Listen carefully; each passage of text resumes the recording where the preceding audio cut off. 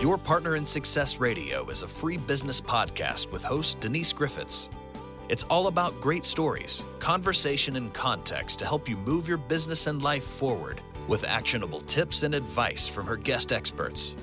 To listen and subscribe, just find us on iTunes, Google Play, or wherever you consume your podcasts.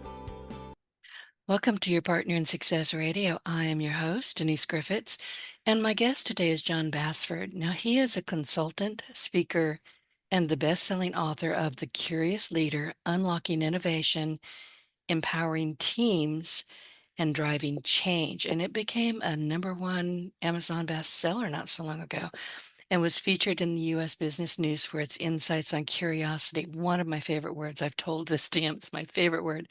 Curiosity-driven leadership. And I have that book in front of me, and we will dive in. So with a JD, MBA, and CAE, Jon specializes in helping organizations and leaders drive innovation and operational excellence through curiosity. In fact, Jon emphasizes curiosity as a foundation for challenging the status quo, fostering adaptability, and cultivating growth mindsets in leadership. Jon, good morning. Welcome to Your Partner in Success Radio, and thank you for sending your book. And I think I've mentioned to you, in the pre-interview and just earlier in the green room, curiosity is seriously one of my top 3 words. Thank you very much for having me. Hopefully we can start a movement here around curiosity. Let's do it. So before we get started, would you mind telling our audience a bit about yourself and what drives you in the way you show up in the world? Sure. Throughout my career, I've been an operational person. I went to law school, did not know what I wanted to do after law school, and I will say the words fell into working for a legal organization I was a member of in law school, which initially launched a career in association management, nonprofit associations.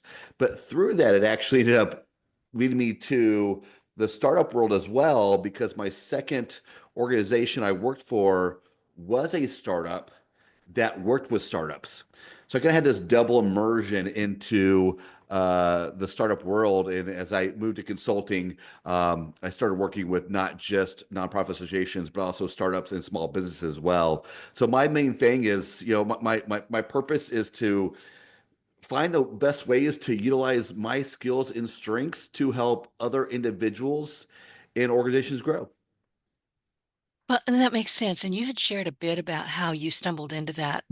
And I'm not entirely certain that you didn't tell me who some of those companies were, but I think you did. And it's not important, but I remember thinking, okay, now I understand why he's doing what he's doing. So I wanted, and I do want to talk about your book, but when did you first realize that curiosity was your secret weapon, or in your words, your superpower? Yeah, again, I kind of didn't happen initially. I 10, 12 years ago, I was in kind of my first major transition in my career. And I did what most people do, was dust off the old digital Rolodex of LinkedIn, started reaching out to old colleagues and acquaintances. And a acquaintance of mine from undergrad introduced me to one of her colleagues, who his academic specialty is helping people to define their superpower. So we did some interviews, questionnaires, that type of stuff. And he came back with curiosity as my superpower. And to be honest with you, I didn't do a whole lot with it at that time. I had really kind of raised up in my career. I had the law degree, was working towards the MBA. I'd done some decently, things in my career that I thought would highlight activism or strategic and all these type of words, and didn't really see how curiosity applied in that moment. But fast forward, I was working with a branding company as I was looking to grow my consulting business, and curiosity as my superpower came up again, both words used by those individuals. And that's when I really started thinking about my life and my career.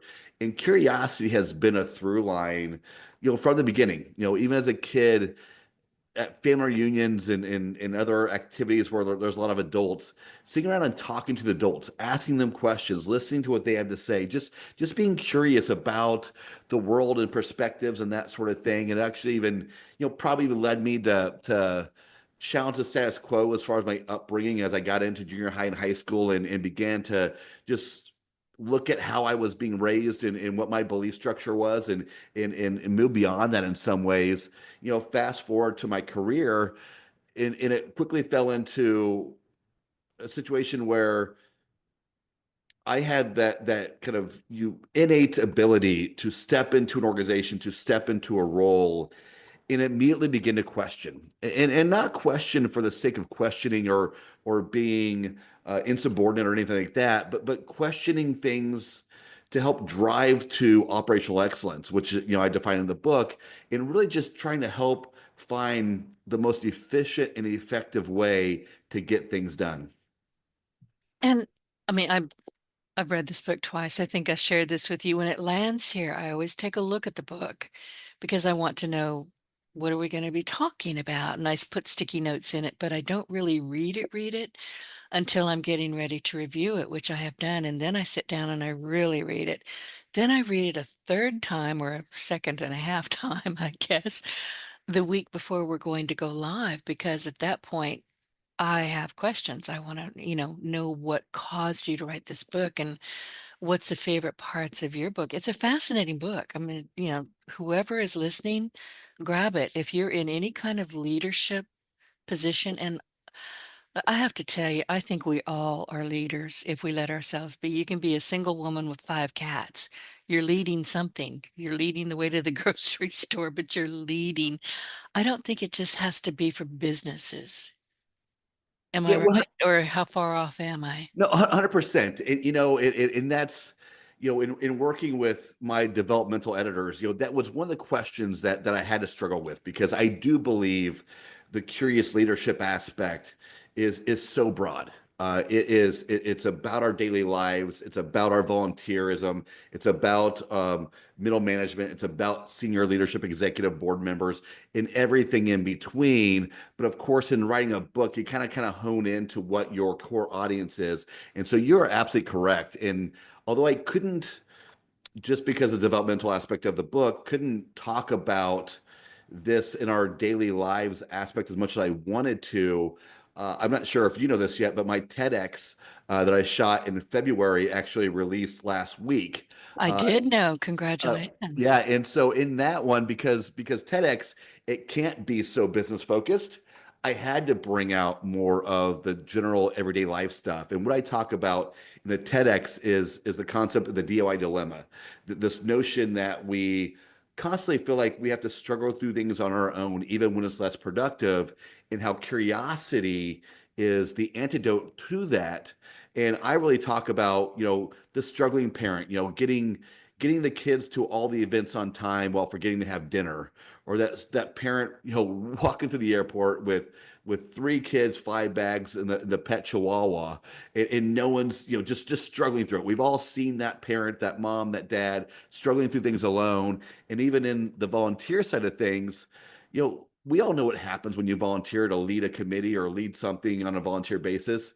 The term committee becomes a little loose. No one responds to emails, doesn't show up for meetings, and what always happens? We end up doing it ourselves. And Right, so right. curiosity is helping us kind of look at our current situation and our limitations and think beyond that to find better ways to solve problems and go beyond and achieve more. And one of my favorite parts of the book, I mean, when I say I've read this 3 times, I'm not kidding, or 2.5 times, three. I'm going to call it three.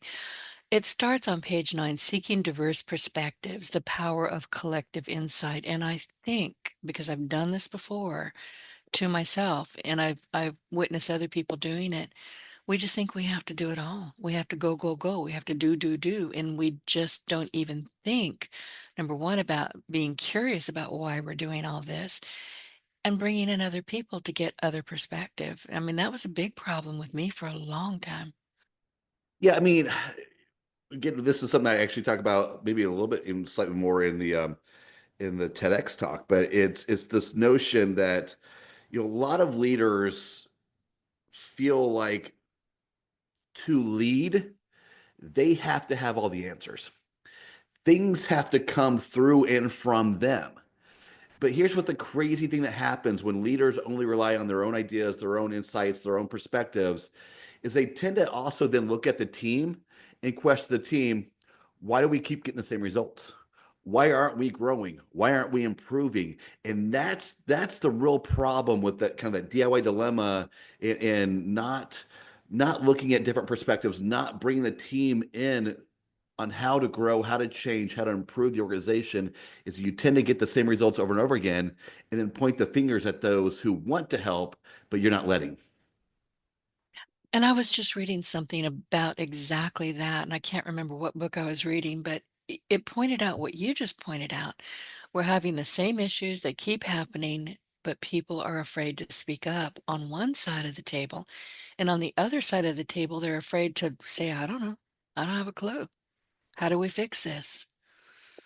Yeah, well, creating obviously, the book talks about there needing to be three shifts to be a curious leader. A shift in mindset to going from a fixed mindset to a growth mindset, a shift towards operational excellence, and a shift to a curious culture. And what we're talking about right here in this instance is probably number one and number three. First and foremost, leaders got to change their mindset and look at things in a different way. And part of it, of having a growth mindset, is concepts such as accepting failure. If you are not failing at some point, you're not trying hard enough. You're not trying new things. Break away from the fact that you have to know all the answers.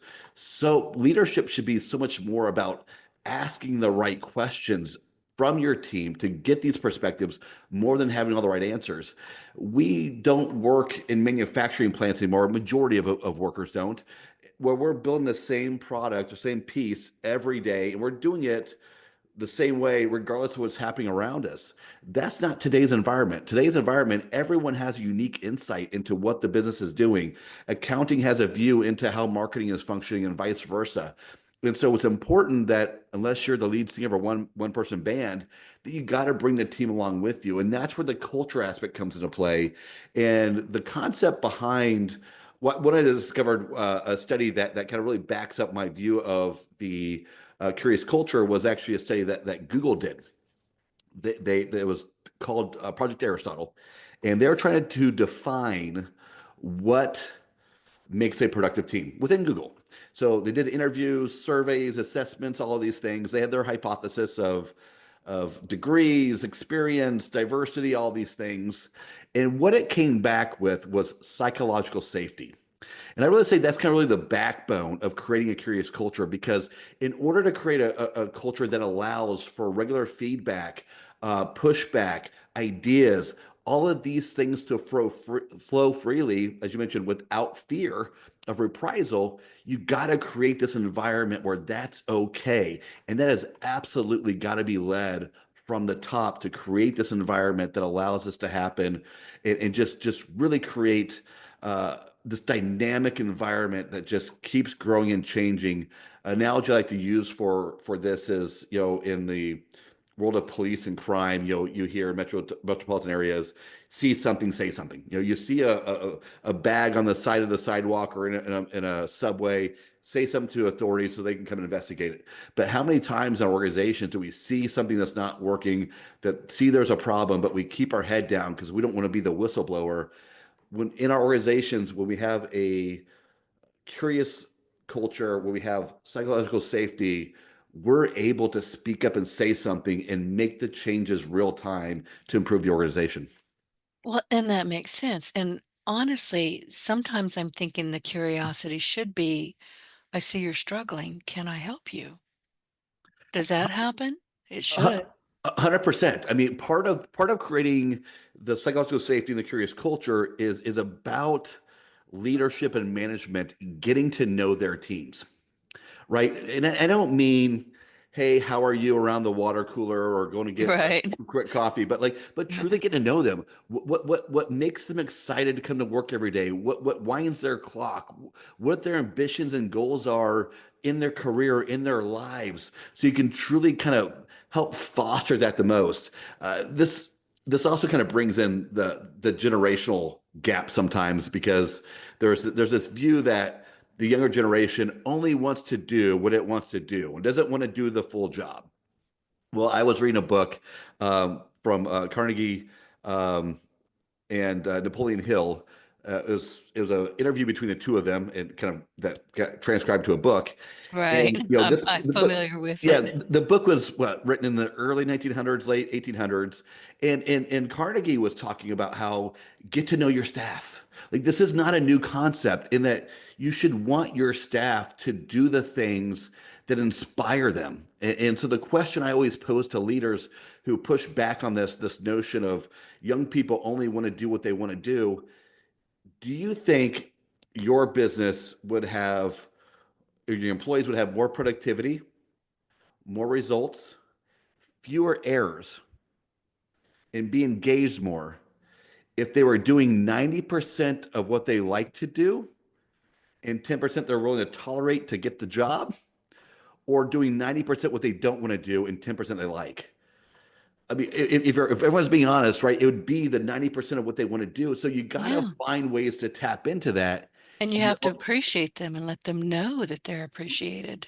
100%. And the only way you're going to figure that stuff out and have that type of relationship is by getting to know them.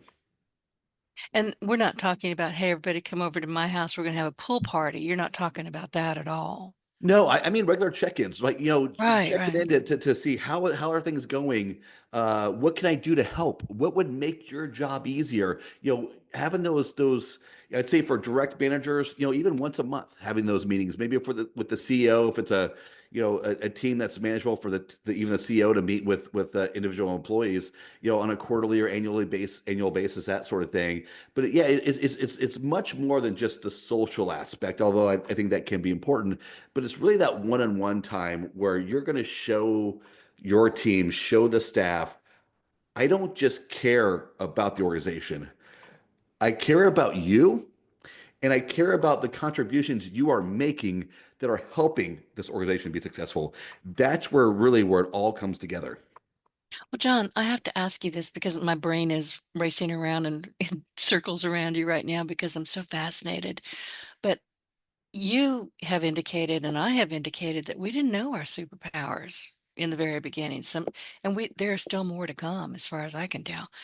So I'm wondering, how can you sit down with somebody and just say, listen, what is it that really gets you passionate?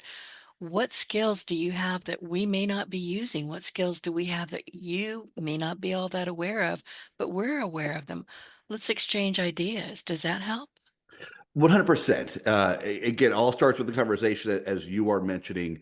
And I think a lot of times,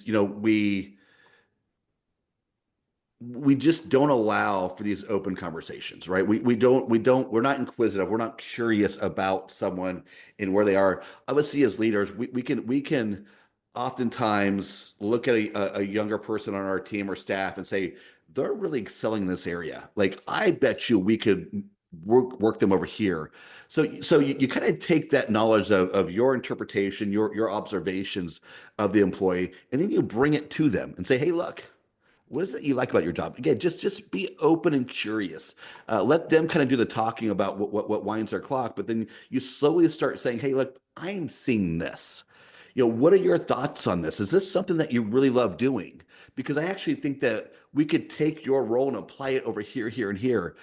I had a situation when I was brought in as a change agent COO, and I kind of went through every department one by one and had to rebuild it. I think that's something I talk about in the book. I talk about things so often, and sometimes I forget what's in the book and what's in my head. But I went through every department one by one, and I got to one department, and I just felt like there was someone who was greatly underutilized. She had a lot of skills, a lot of experience, and we were not using her enough. And I actually even had this suspicion that we were barely using her at all. Like she was not doing enough just to fill a day, a week of work. It actually was confirmed. Unfortunately, by the time I discovered this, it was right around the time she was on her way out. Oh, I started having this conversation with her and her manager. She had given her resignation. And when she did her exit interview, she told the HR consultant that she was busy 3 months out of the year, and the rest of the time she had to find things to do.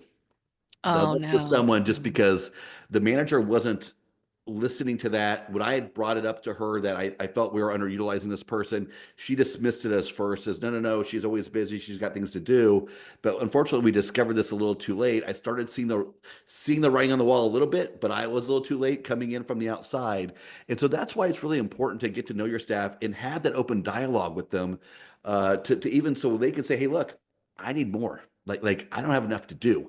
If you don't have an environment where it's psychologically safe to do that, what do you think is going to? Most people would say, I might be fired, I might be laid off if I'm not staying busy 12 months out of the year. What use am I to the organization? So again, it kind of goes back to that psychological safety aspect of just creating this environment where these open dialogues can happen, and just make sure that everyone's on the same page and we're working together to utilize our strengths, our passions, to the highest ability to get things done and achieve success. And going back to curiosity, if you had asked me, I don't know, 20 years ago, if I was a creative, I would have said a resounding no. I'm a critical thinker. I'm left-brained. I didn't think I had a creative bone in my body. I was a jeweler. I can tell you what a prong is a millimeter off. I can tell colors. I was building websites. I didn't think I was a creative. I mean, I was that blocked in my own head. And people started asking me, well, how did you do that? And I was like, oh, well, it's easy for me. I'm a creative. To no, I didn't know until people started pointing it out to me. So that leads me to wonder when you're talking with some of these people, and I'm going to use the word upskilling because you were talking about, I think we can use you over here. You've got these great skills. I'm wondering if when you're talking with some of these people that the work that they're producing or the skills that they're showing you are just so natural to them that they don't really consider it that important. Yeah, yeah, 100%. I think again, even with my story of curiosity, it was not something that was on my radar. I was not sitting around and saying, hey, my ability to analyze and find better ways to do things, which I'm in the same boat as you, right? I wouldn't necessarily throughout my career have called myself a creative, but the curiosity aspect is all about creativity, right? It's all about Yes. thinking outside the box and looking at things differently. And maybe it's a different kind of creativity than being an artist or a writer. But I use curiosity and creativity every day. And even now that I've kind of moved, I'm in this kind of weird position where my business, plays that COO integrator type role in my clients.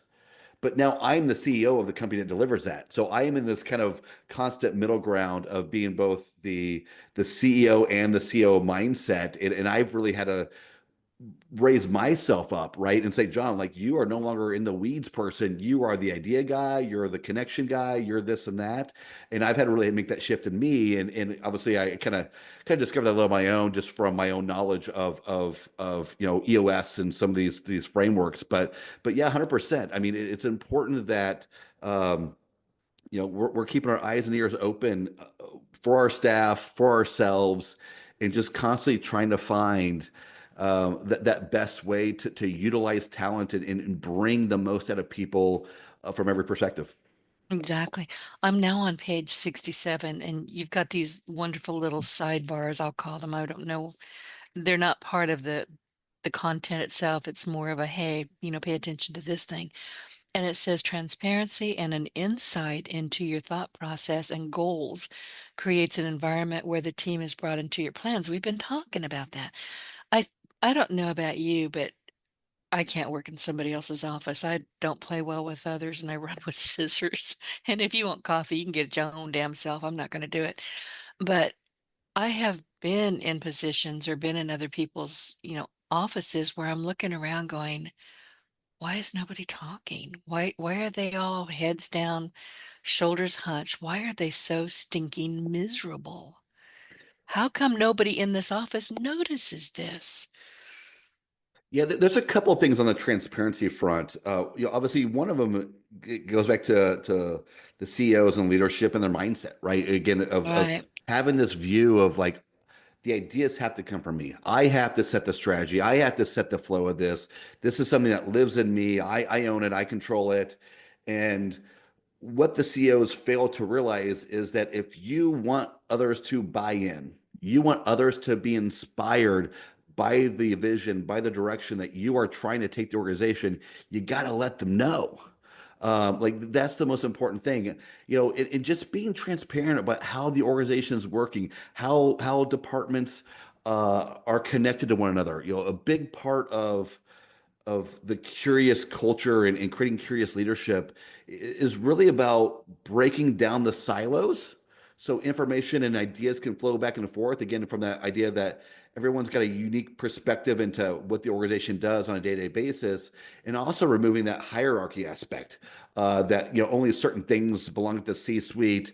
The junior staff can't know this. As far, again, we're talking about the vision and execution of stuff. I mean, one that going back to the organization where I kind of was brought in as a change agent, the biggest budget line item for this organization was their marketing budget, because it was a direct mail campaign. I think it was around 2.5 to 3 million out of a $10 million budget. And the person who was in charge for that line item had never seen the organization's full budget. Oh, no. She was in charge of the biggest line item and had no idea how that correlated with the rest of the budget. And this really kind of came to head for me when I was brought into a meeting. Interim consultant was kind of overseeing this department when someone left, and she came to me and said, "Hey, I don't know what's going on in this room, but like something is off for me." And the person leading the meeting is the marketing person I was talking about. And she was kind of just going through these numbers. She goes, "It looks like it seems bad, guys, but it's really not that bad. Don't worry. I'm going to worry for us.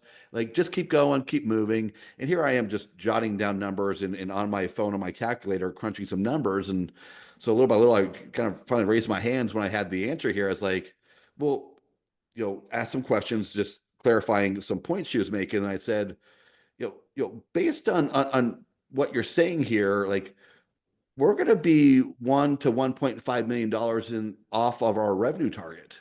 So 10-15% of the entire budget off, and just nonchalantly said, "Yeah, that sounds about right." And again, Wow. I correlate that back to the fact that, like, she has never been taught budgeting. She had never been exposed to our entire budget and how this marketing budget and the revenue that comes in from that affects the entire organization. And so that's one of the things that I really kind of helped do with this organization, was to open things up, make things transparent, bring everyone along with the new vision and the new culture I was trying to build in the organization, and truly made a big difference.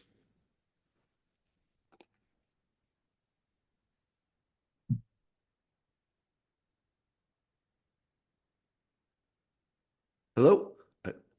If you are talking, I cannot hear you. No, I think I lost you there for Oh, a oh, second. okay. So Yeah. I'm not sure what happened.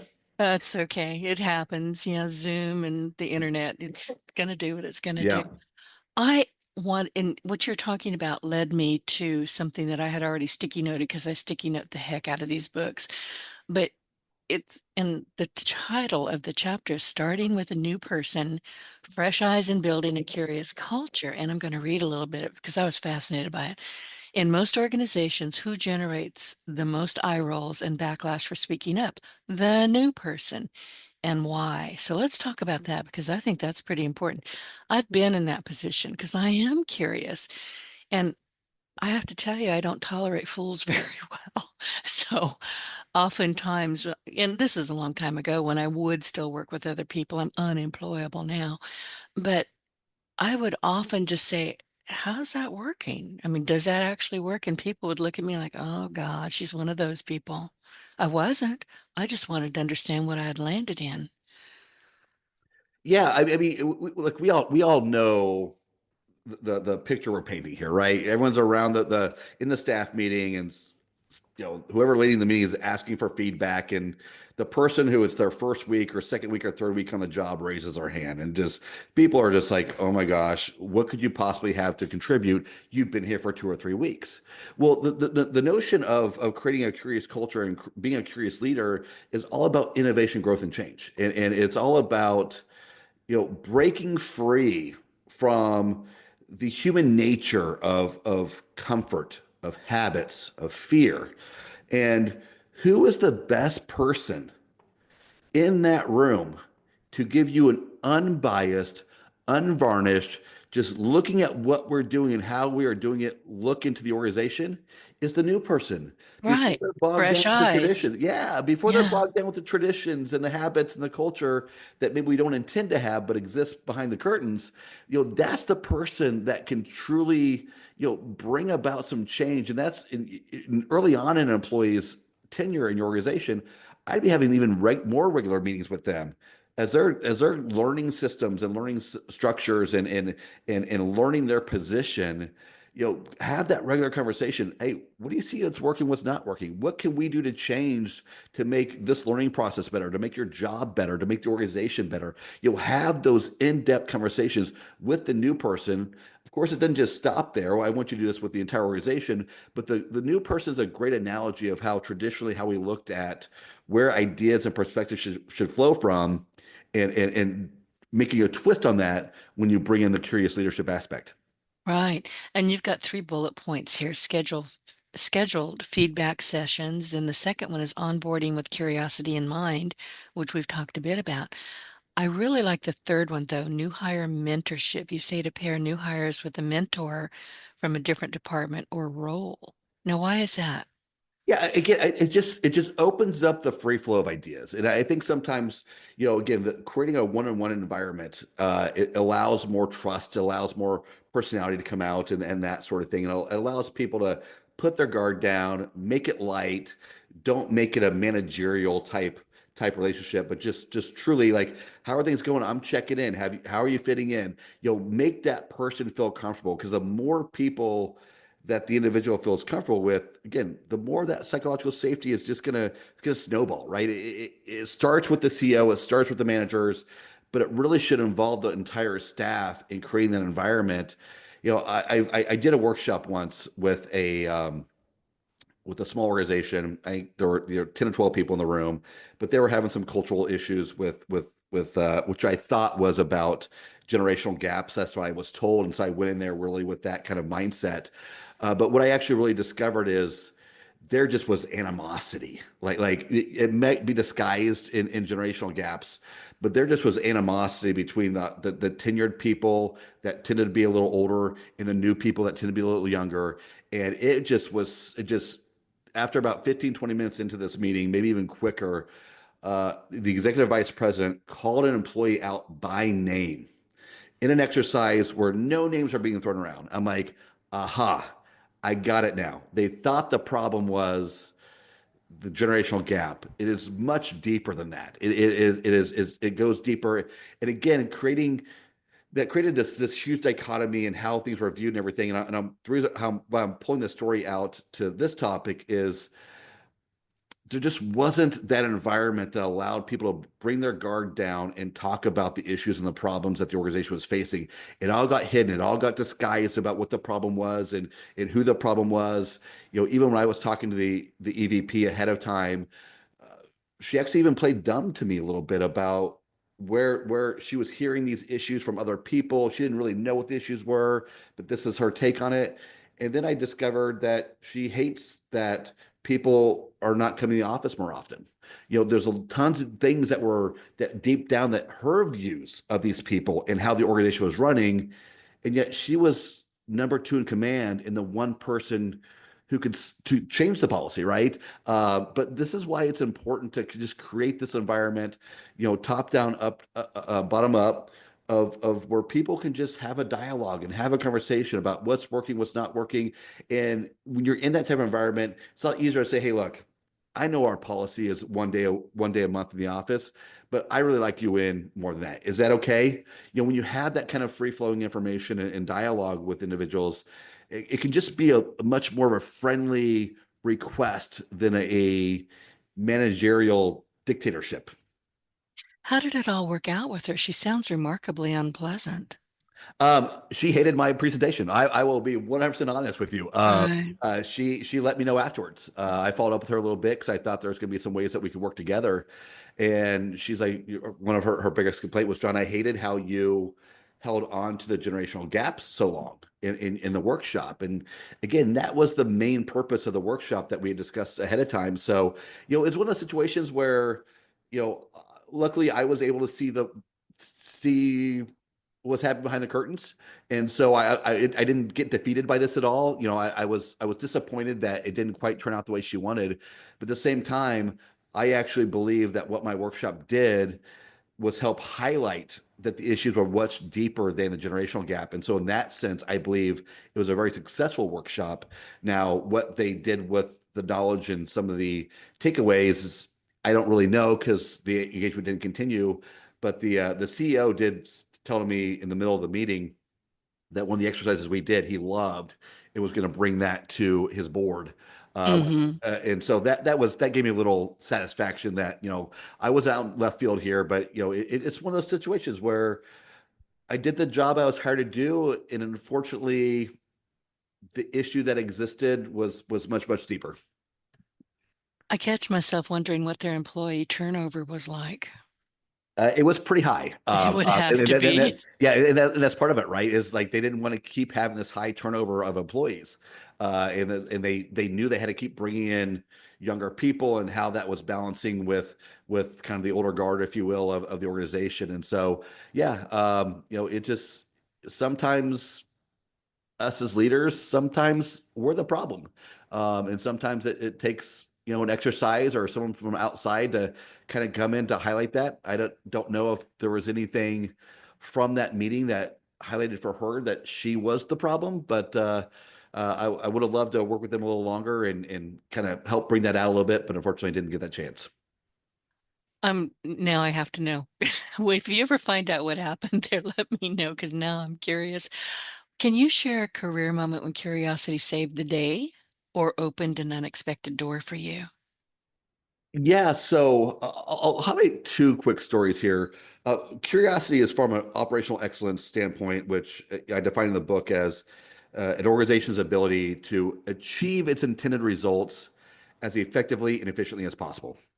And my first job, coming out of law school, working for this legal organization, I was a traveling field rep. I traveled the country, going to law schools, helping chapter leaders be more successful in running their chapters for our organization. Because this organization where its chapter and its chapter membership was the entire lifeblood of the organization. It's where all the revenue came from. It's where the programming happened. There was obviously some national events and stuff that happened, but majority of the revenue all came from what these chapter leaders were doing and how they were recruiting people into the organization. So I was traveling the country and being trained on this, and I was being told what these chapter officers should be doing on a weekly, monthly, semester basis, annual basis. But something kept bugging me. It wasn't written down anywhere, at least not that I found. I would go to the website, look through the handbooks and manuals that I had access to. So I went back to the executive office curious and, asked my boss a serious questions. I said, hey, look, I'm being told this. Where is this located? The answer was in the back of a district conference manual as an appendix. I'm like, so if I don't go to district conference, will I ever see this? No. If I leave my book at district conference, will I ever see it again? Oh, I'm not sure if you can hear that, but Yeah, I'm hearing something, but don't worry about it. okay. It's Amazon speaking to us in the background that think I'm speaking to them. Well, I was worried that you could hear my cat yelling at me. She's 20 years old and starving to death, according to her. uh, so so I went back to the series of questions. Sorry, that kind of sidetracked us a little bit. And what I end up getting to, right? The fact that like this was kind of buried in the back. This was the lifeblood of what we wanted these leaders to do, which all of our revenue, all of our programming dictated upon. And I said, well, can I change that? Simple question. Can I change that? He said, of course. So I brought this document out from being buried as an appendix in this manual and made it the forefront of all of my communication strategies. So if I was asking a chapter about when their initiation was, or when their recruitment cycle is, or when they're having programs, or when they're going to submit their calendar, I referenced this document, which laid out when and how things should be done. And through that and communicating that properly, the organization increased its revenue by 25% over the next 5 years. Programming increased by 500%, all because I was willing to ask a question: where is this located?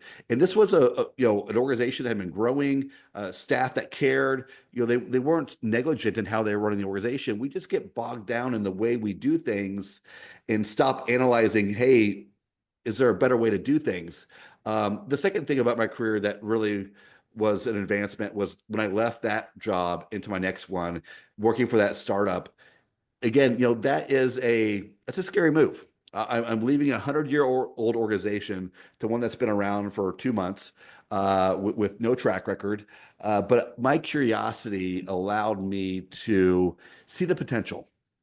Even the job description was a And the title. challenge. I mean, curious people like a good challenge.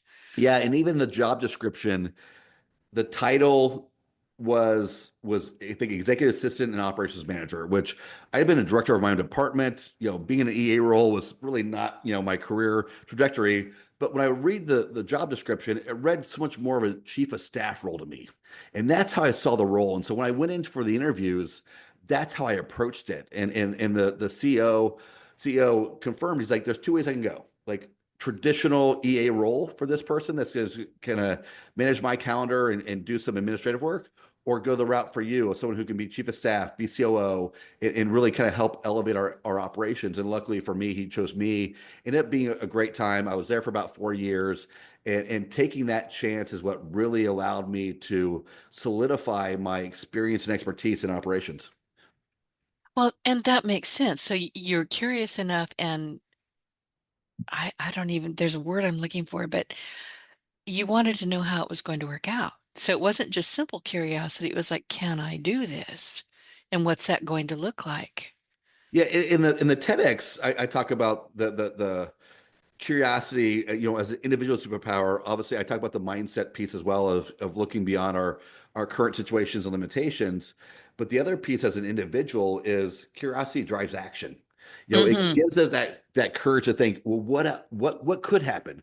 What if I do this? And it by having that mindset, it allows us to take the step towards that new mindset. And then the third piece of that is, which ties to culture, but curiosity connects people and ideas and solutions beyond what we can create on our own, right? And so that's kind of tying back the TEDx with the book. It's really all about this cyclical cycle. Like everything's kind of connected. You can't have the connection without the mindset. You can't have the mindset without the action, and it all just kind of intermingles with one another and creates this beautiful way of looking at possibility and looking beyond our current situation limitations, and really just having the courage to move beyond that and bringing people along with us. Right.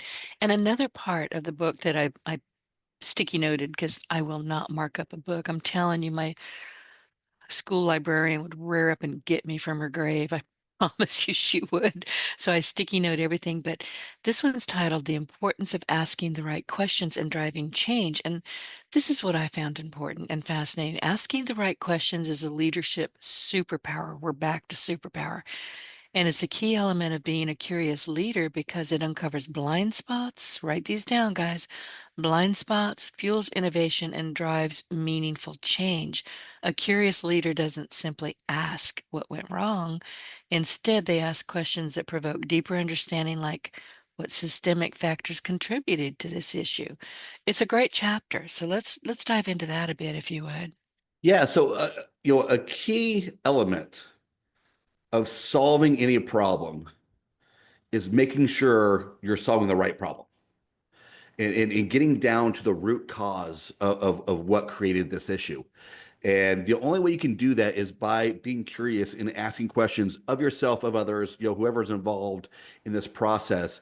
A great story that I heard in the last couple of months was uh, Jeff Bezos contributes an employee with the greatest contribution to Amazon.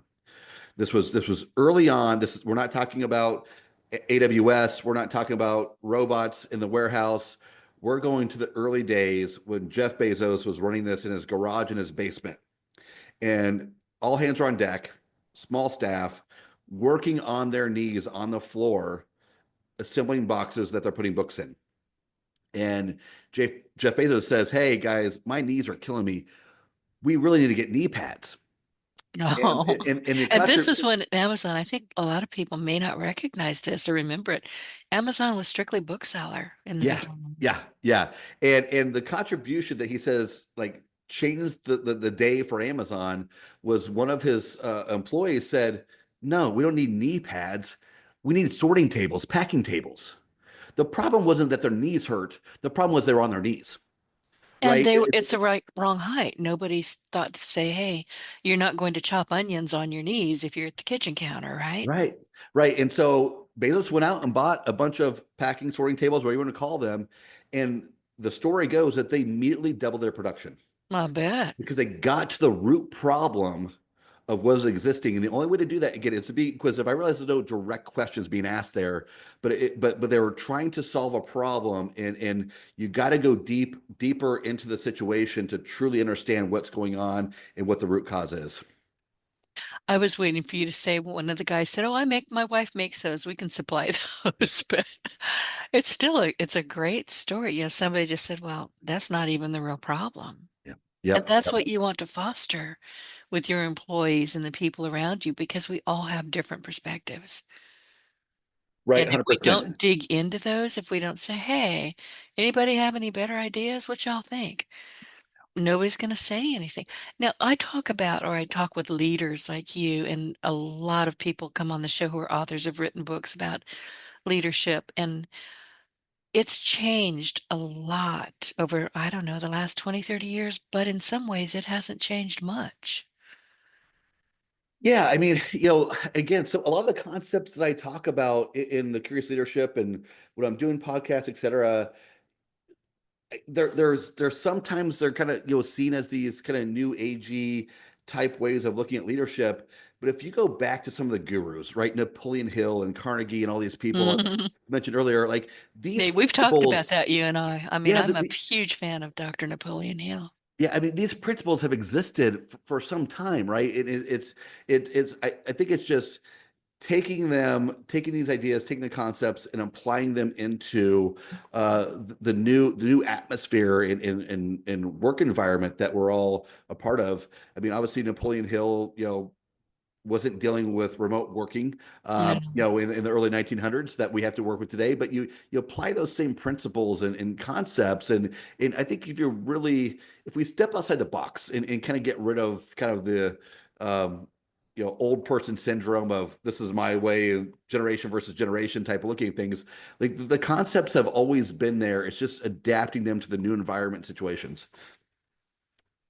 And that does make a lot of sense. And now there are, and I don't know if this is even really still true, but it used to be when I was listening to my grandparents or my parents, and they were always complaining about leadership or whoever was in the corner office. And I grew up thinking that, bosses were basically do what you're told and nobody gets hurt. Well, that's no longer acceptable if it was even true then. Try it now and you'll have a walkout. Yeah, I mean, that's the crazy thing, right? Is the generation who would complain about that from their work environment, especially early on in their career, are now the ones who are saying the young people only want to do what they want to do. Right. And Right? they're So not going to get we've got 5 generations, I think, in business right now. They have to get along, but yeah. they're like, oh, they're not going to do it. I think they will. I mean, you have grandparents, you have, teenagers. Why wouldn't they get along? They have so much to share with each other. Yeah, there's so much to learn from each other. There Right. truly is, right? Again, we all have different experiences and perspectives, and the younger can help the older with some technology. Uh, the the older can teach the younger a little bit more about not staying in your lane from a sense of not being curious and being productive in the organization, but also teaching young people sometimes like you also have to be political, right? You can't um, just go overboard all the time, right? You got to be nuanced in how you approach this and understand that there's emotional intelligence. I think is the way I'm look at this is there's emotional intelligence in how you approach things when And you are that young. empathy. Yeah, Let's not forget empathy. 100%. And so, yeah, there's so much that they can learn from each other. And, on the generational gap aspect is, again, every generation sees this as a new thing.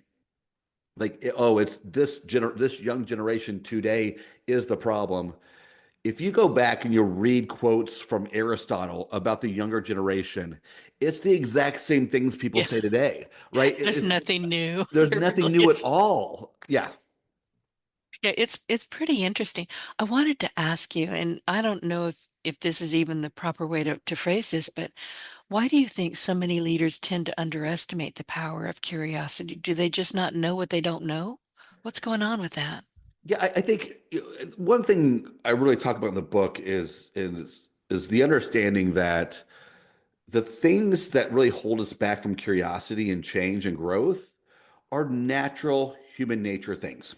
Our brains are, okay, you want to talk about books, the power of habits, right? Or like that book, reading that and really learning the psychology and evolution of habits and why they exist. And if we didn't form habits, we'd be paralyzed by thought because we'd have to think about how do I take a step? How do I turn a doorknob? And we don't do that, right? We just act. Dr.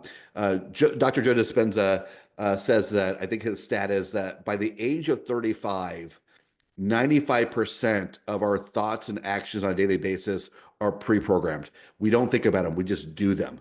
So it's human nature to fall into habits, to fall into comfort, to have fears that exist from caveman days to keep us safe and not knowing what animal is out there to eat us and all these type of things. So all of these elements that hold us back from change exist for very, very important reasons. But when it comes to innovation, growth, and change, they're the enemy. And so you got to create mechanisms within your life, within your organization, within your leadership that allow you to chip away from those biases, habits, comfort, et cetera, and look beyond them and find new solutions. Absolutely. And I know a lot of that is hardwired flight or fight, but we have to, at least in my case, I will catch myself frequently during the day stopping and tuning into my own curiosity. Why did I do that? Do I need to keep doing that? What the hell was that? Yeah, sometimes I have bad talks with myself. And I will immediately, once I realize it's no longer needed, or I probably never needed it to start with, not only do I chip it away, I blow it up and I toss it. Yeah, like even my own life. I mean, as much as I am talking about innovation, growth, and change and curiosity, there are elements of my life that I am 100% habitual on. And one of them is food. I do not want to think about what I need to cook, how I need to cook it.